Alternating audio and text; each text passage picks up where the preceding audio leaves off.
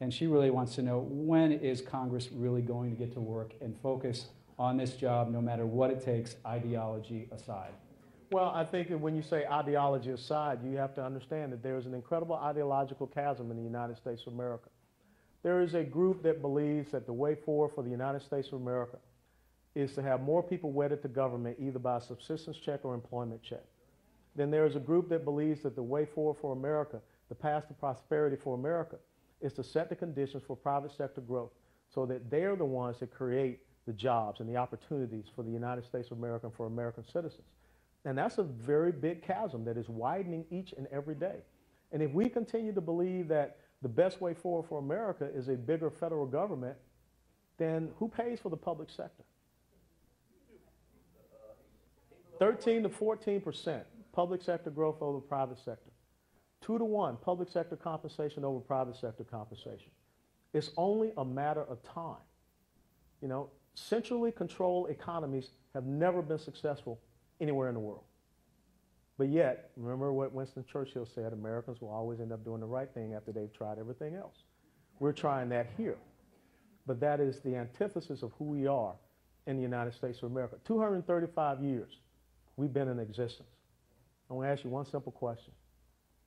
What built America? Big government or entrepreneurial spirit?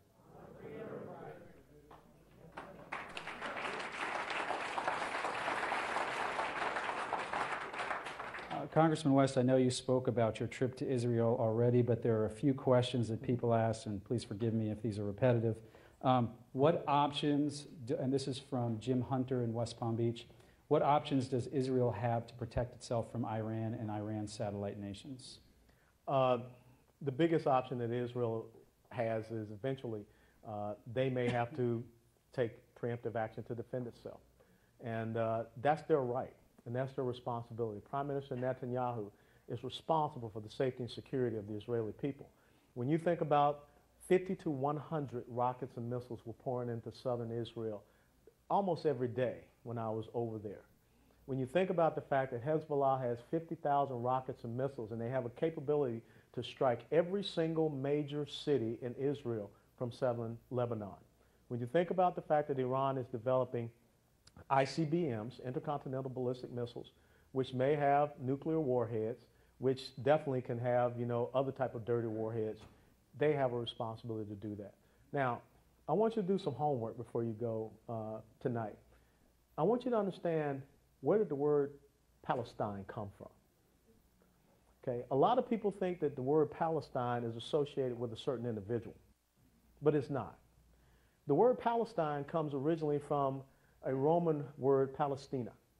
Because in 73 AD, when the Romans conquered and suppressed the Jewish rebellion, Emperor Hadrian decreed that the land would no longer be called Judea, which is the derivative of one of the 12 tribes of Israel, Judah. It would be called Palestina. And the Romans got the word Palestina from the root word Philistia, tracing back to the Philistines.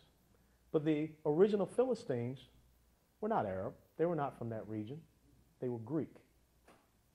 So when you hear people talk about free Palestine, when you hear people talk about return Palestine to the original owners are very simple if you understand history and fact. The original owners are the Jewish people.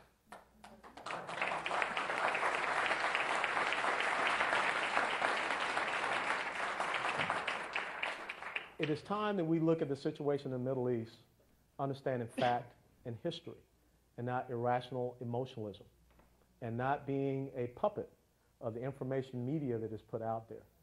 You know, I don't think a lot of Americans, a lot of people were talking about the earthquake and what was going on with Hurricane Irene. There weren't a lot of stories about the terrorism that was occurring over in Israel at the same time. And it's only intensifying, ladies and gentlemen. Beth Grossman from Boca Raton has some concerns about the Obama administration's position on Israel and asks, is there any hope that the Obama administration might reconsider their current position? Well, I have to tell you, when you talk about pre-1967 lines, that's untenable for Israel, because now you're talking about, at some points, the modern-day state of Israel will only be 9 miles wide. And that's just not possible. That's not feasible. And I think when I talk to leadership over there, it's the uncertainty even in the Middle Eastern situation that is causing a lot of concern. The Saudis are really angry at America because they saw what happened with Hosni Mubarak, and they believe that now they're on their own, and the Saudis are going and cutting deals with others. So there is just a lot of questions that are out there. The most important thing that the administration has to do is they must make sure that they vote no against this unilateral declaration of a Palestinian state. And when it goes into the Security Council, we have to veto it in the Security Council. That sends the right message. And if they tend to proceed forward with it, then the funding has to be cut off from the United States of America. Congressman Philip Nikozis from West Palm Beach, I think he's a chef because he wants to know, how is the food in Israel? It was too much. But no, it was, let me tell you, it was a very, very good trip. It was an incredible experience. The cultural, religious aspect, the political aspect, every bit of it was so important. And if you've never had the opportunity to travel to Israel, I would recommend it. I want to talk more of a broad category of more administrative issues in Washington, D.C. Vincent and Audrey Cassidy from Jupiter ask, what was the response from fellow congressmen women in regards to spending more work time in Washington? I think early in the session you had questioned the work schedule that was put out by Congress. There were some people that weren't happy with me about saying that. Back last December when the congressional calendar came out, we only had 153 days of being in session in Washington, D.C. I fired off a letter to the Majority Leader Eric Cantor, and remember, I hadn't even been sworn in yet. And I basically told him that the calendar needs some work because I did not see how it would be possible for all of the things that are facing us as a House of Representatives that 153 days in session we'd be able to get everything done. And look where we are. You know, we've only done 6 out of 12 appropriations bills. So, I mean, that's on us. That is on us.